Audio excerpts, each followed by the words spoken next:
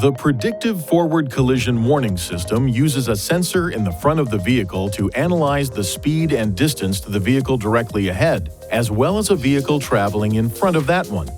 The Predictive Forward Collision Warning System operates at speeds above approximately 3 miles per hour.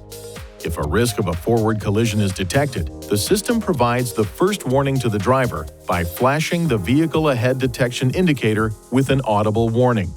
Perform the following steps to turn the system on or off. Press the menu button on the control panel.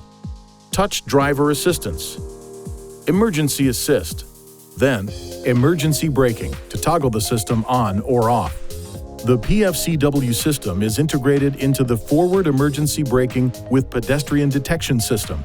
There is not a separate selection in the touchscreen display for the PFCW system. When the FEB with pedestrian detection is turned off, the PFCW system is also turned off. Please see your owner's manual for important safety information, system limitations, and additional operating and feature information.